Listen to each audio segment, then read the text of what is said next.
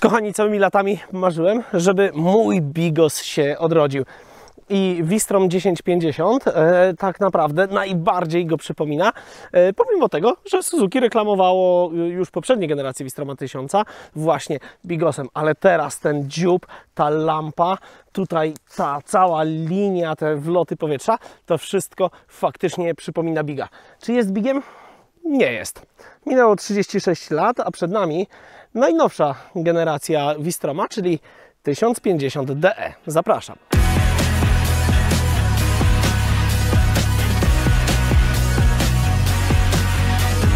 Z V-Stromami to ja zawsze miałem takie love and hate story, bo z jednej strony gdzieś tu głęboko na serduszku mam wytatuowane takie sy. Uwielbiam motocykle Suzuki. Moim pierwszym motocyklem było Suzuki, moim prywatnym obecnym najważniejszym jest Suzuki. Jest to bardzo kultowy, specyficzny motocykl. A V-Strom to jest takie love and hate, bo z jednej strony kocham te motocykle, a z drugiej strony trochę ich nienawidzę za to, że nie są DR-ką. Bo jak bardzo Suzuki nie próbowałoby upodobnić tego motocykla do starego Biga i gdzieś tam czerpać z tego wspaniałego dakarowego dziedzictwa, to dziś realia są kompletnie inne.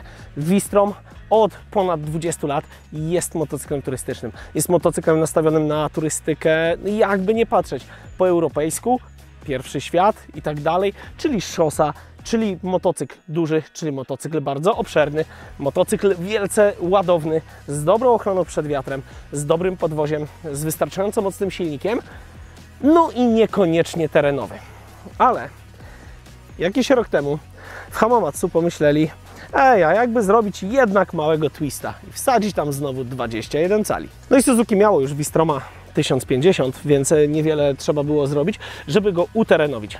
Powody ku temu możemy znaleźć, jest kilka, bo o ile wiecie, często mówimy o tym, że 19-calowe koło się jednak lepiej prowadzi na asfalcie i tak dalej, i tak dalej, i tak dalej, a cały motocykl jest stricte turystą, nie jest w żadnym wypadku enduro, nie jest nigdzie blisko tego, co robił Big kiedyś, nie jest DR-ką. Natomiast setki tysięcy z Was, którzy przez lata zaufali V-Stromowi od jego pierwszej generacji, czy litrowi, czy 650, po jego najnowsze generacje, Wy jednak coś w nim widzicie i pomyślałem, że muszę spojrzeć na to z Waszej bardziej perspektywy.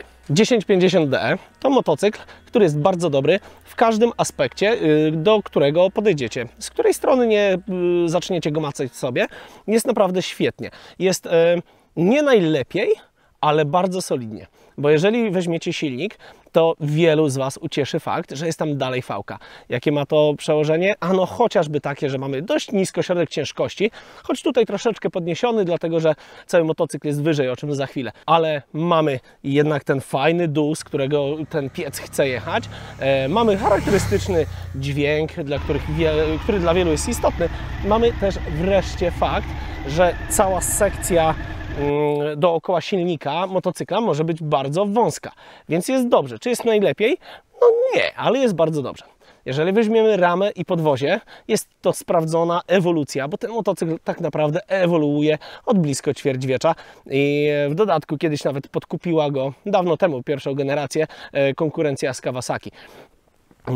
Wtedy się nazywał KLV, jeśli dobrze pamiętam.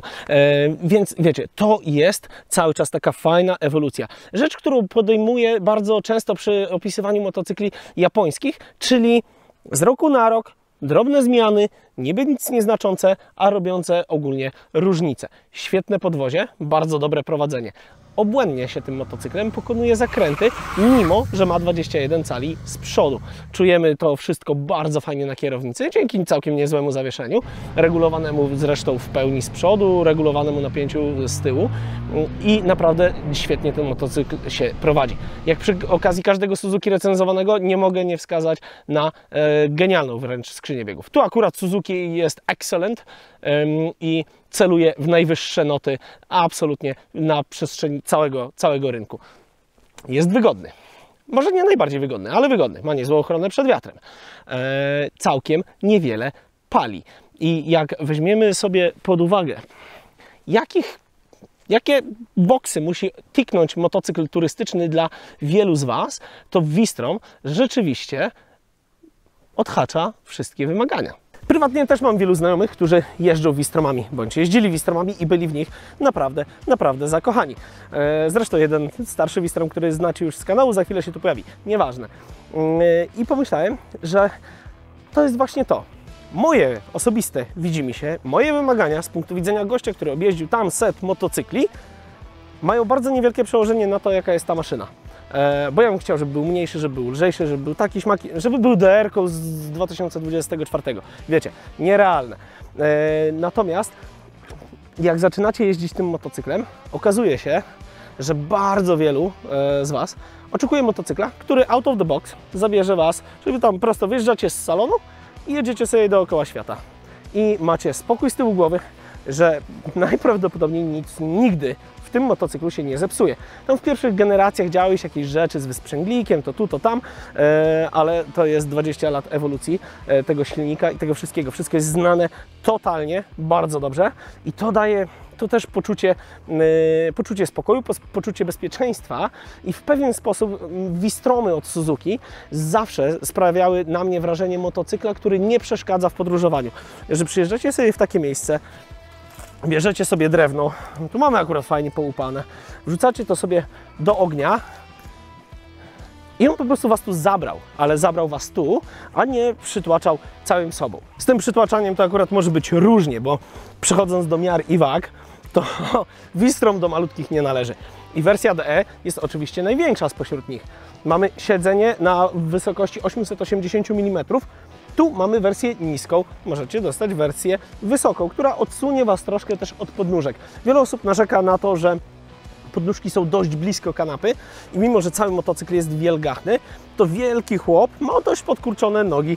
W moim przypadku ja nie mam co narzekać na ergonomię, jest fajnie, jest przyjemnie, nie jest jakoś tam super, wiecie, jak na kobyle, ale jest spoko. Zdaję sobie sprawę, że jeśli ktoś ma nogi długości Kamila, no to tutaj ma zygzaka nieźle poskładanego, wtedy wysoka kanapa. Natomiast mamy 190 mm prześwitu, mamy po 170 mm skoku zawieszeń. No i niestety ponad 250 kg masy własnej. Dorzucicie sobie sanki, płytę, gmole, kufry i tak dalej, załadujecie to wszystko, robi się ciężko. Nie ma co ukrywać, jest to kawał kloca.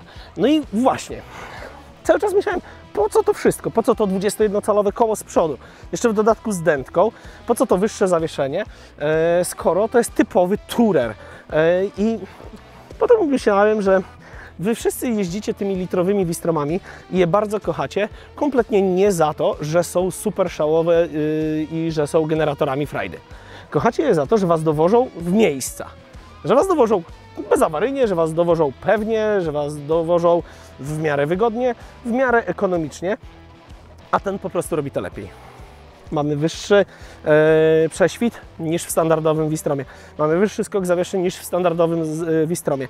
To większe koło to tak moim zdaniem troszeczkę taki czynnik fajności, bo oczywiście terenowo 21 cali jest fajniej. Ja osobiście bardzo lubię jeździć motocyklami z 21-calowym przodem i fajnie mi się nimi skręca. Nie wszyscy to lubią, ale świetnie to wygląda. Szprychy i tak dalej, i tak dalej. I tak naprawdę myślę, że tu jest najwięcej sensu w tym motocyklu. No właśnie, koła.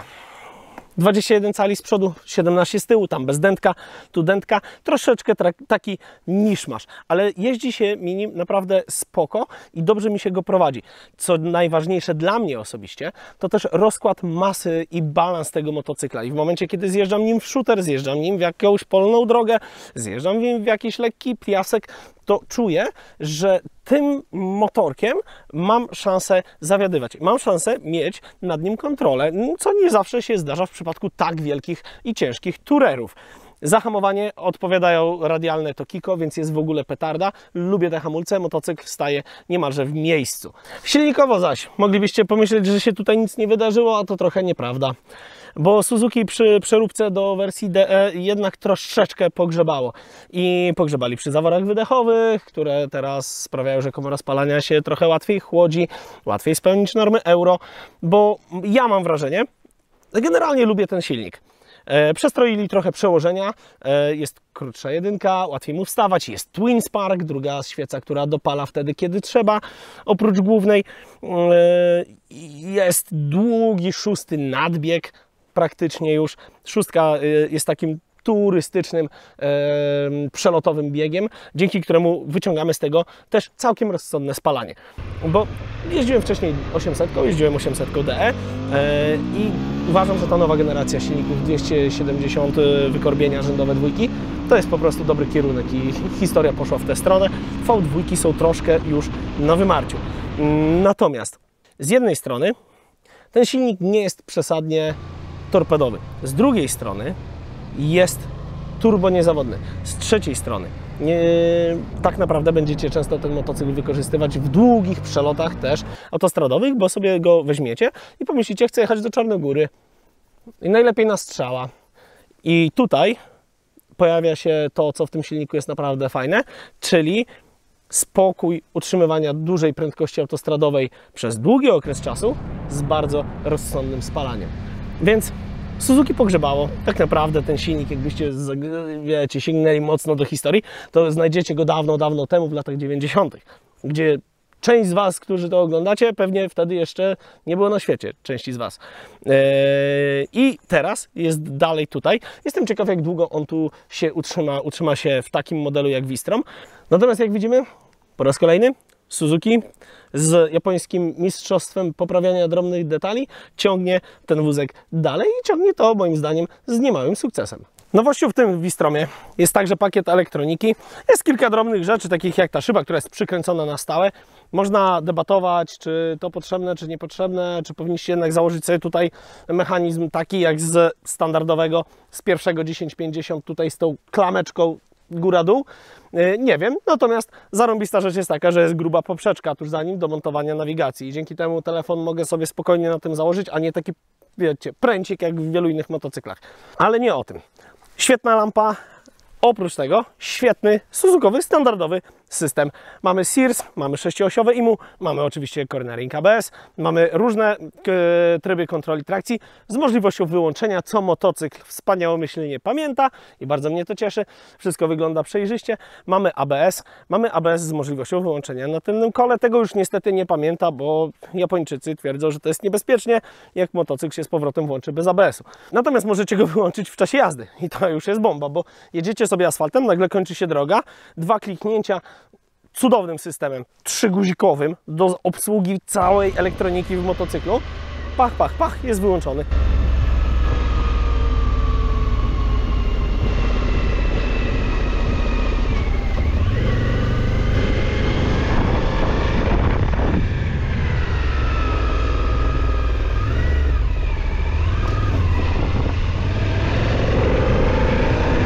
Wylatujecie na asfalt, przełączacie sobie mapy, przełączacie sobie kontrolę trakcji, ABS-y, włączacie sobie tempomacik, bo mamy ride by wire, słuchacie muzyczki na interkomie, jest Bajo Bongo. Na pokładzie znajdziecie gniazdo USB, pod kanapą znajdziecie gniazdo 12V, co też jest bardzo fajnym akcentem, bo macie i jedno i drugie i jest to ułożone w logicznej kolejności, a nie USB pod kanapą jak w niektórych innych motocyklach. Więc bardzo, bardzo dużo sensu. Oczywiście całe Suzuki możecie ubrać, jak choćby w te przepastne aluminiowe kufry na dodatkowym stelażu.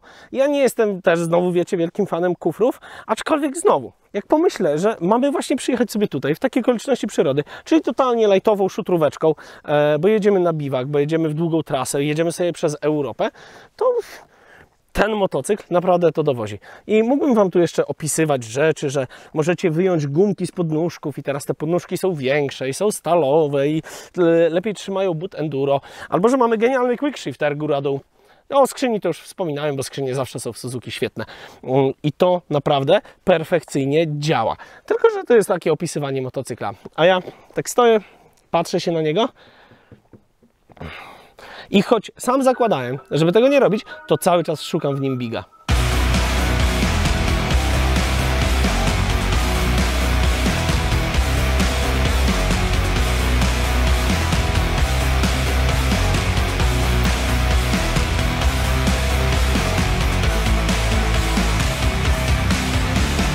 I gdzieniegdzie go odnajduję, a gdzieniegdzie kompletnie nie. Bo jak spojrzycie tutaj, terenowych akcentów też tu jest sporo.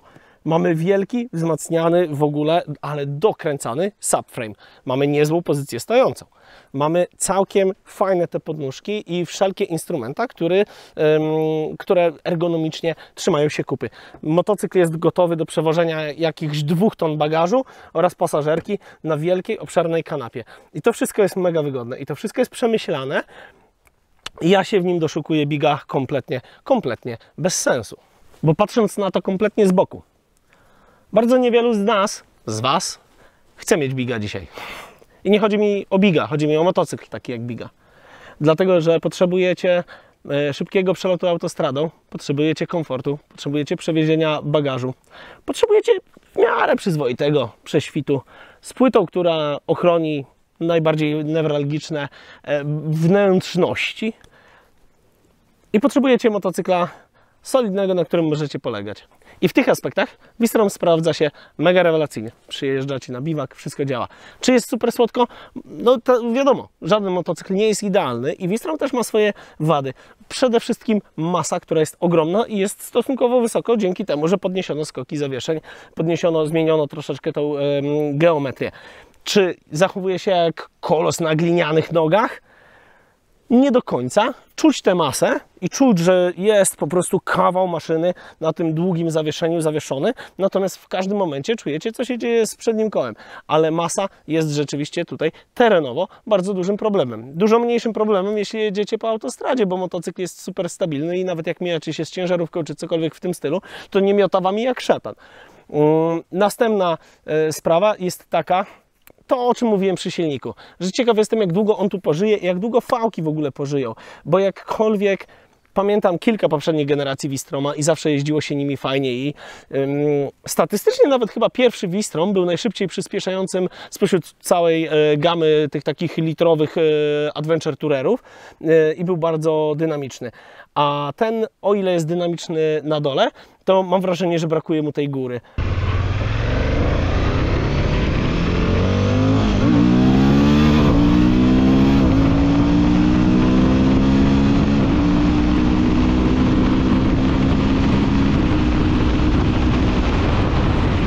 I o te takie super wielkie prędkości, no, dajmy na to lekko wykraczające poza standardy autostradowe, troszeczkę trzeba go prosić. Troszeczkę trzeba go tam dokręcać, żeby on tam wszedł. To nie jest motocykl, który z radością pochula 200 na godzinę przez autobahn, bo lecicie sobie na wakacje. Tutaj będziecie jeździć troszkę niżej. Szczerze powiedziawszy, troszkę się zaskoczyłem. Więc wymieniam to po prostu jako minus. Wydawało mi się i oczekiwałem większej chęci do hasania z irracjonalnymi prędkościami, do zakrzywiania czasoprzestrzeni, a tutaj tego nie ma. No i cena. I to jest rzecz, przy której, a obejrzałem trochę recenzji tego sprzętu, i to jest rzecz, przy której każdy recenzent cmoka, bo Wistrom zawsze był bardzo rozsądnie wyceniony. I jak sobie porównujecie cały rynek, to no, mógł mieć na przykład nie do końca takie koła, jak chcecie, nie do końca takie zawieszenie, jak chcecie, nie do końca tę masę, jaką chcecie. Z drugiej strony zawsze miał cenę, jaką chcieliście za niego zapłacić, czyli dużo mniej. W tym momencie topowa wersja DE z tymi wszystkimi bajerami jest warta, na stronie Suzuki znalazłem 72 900, czyli jest to sporo. Moim zdaniem Wistrom wyskoczył z tej fajnej półki cenowej, z tej fajnej niszy, gdzie był takim standalone wyborem. I mnóstwo osób, które nie oczekują wylewającej się adrenaliny z motocykla, oczekują spokoju, stonowania, ale też dobrze zbalansowanego budżetu, sięgało po Wistroma. Czy 1050 DE dowiezie na tyle więcej ekscytacji, żeby chcieć zapłacić za niego dużo większe pieniądze? Nie wiem, to pokażą statystyki i pokażecie Wy, głosując swoimi zwyczajnie portfelami. Moim zdaniem mogłoby być ciut taniej. Ale pomarudziłem, ale na koniec dnia Suzuki to jest Suzuki. Ma między innymi najlepszą społeczność, moim zdaniem, użytkowników ever. I każdy z nas, prywatnych posiadaczy motocykla Suzuki, doskonale wie, czym jeździ. Nie jeździmy najbardziej flashy, najbardziej rzucającymi się w oczy, najbardziej bajeranckimi motocyklami. Jeździmy motocyklami, na które powiedzmy poza niektórymi, na przykład Hayabuzą, trudno wyrwać dziewczyny, inne tego typu historie. Ale uwielbiamy je i kochamy je. Kochamy je miłością irracjonalną. Kochamy je za to, że są właśnie Suzuki. Kochamy je za to, że możemy na nie liczyć. Ja na swojego Biga też zawsze mogę liczyć. On może spędzić rok w garażu, wkładam akumulator, przekręcam rozrusznik i on robi brzdęk i klekocze i parkocze. I ten V-Strom, uwierzcie mi, za 20 lat będzie robił dokładnie to samo. Będzie miał 200 000 przebiegu, będziecie przychodzili, wkładali akumulator, odpalali i jechali. I to jest właśnie ten charakter tych motocykli, który sprawia, że ludzie po nich sięgają. Bo on nie musi być najwspanialszy, on nie musi być najszczyplejszy, on nie musi być najszybszy, on nie musi być w żadnej kategorii, oprócz tego, że jest najbardziej nasz. I Suzukowcy są właśnie dlatego fajnymi ludźmi, bo nie mają wywalonego w kosmos ego. Takie odnoszę wrażenie. V-Strom 1050DE. Motocykl, moim zdaniem, bardzo na miarę Suzuki.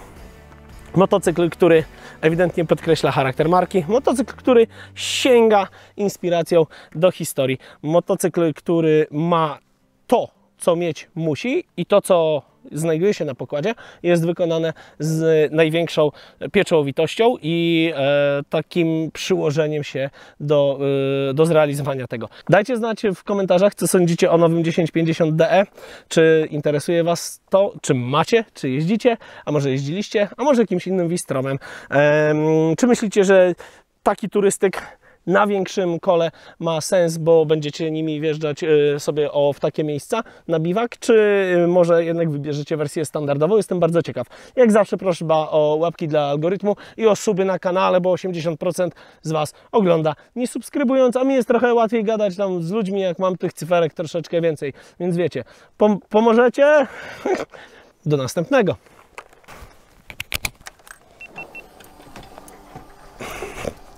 No duże bydle, mam 1,70 m. Pytacie, czy sięgam? Nie sięgam. Co zrobić, jak zawsze. Nara!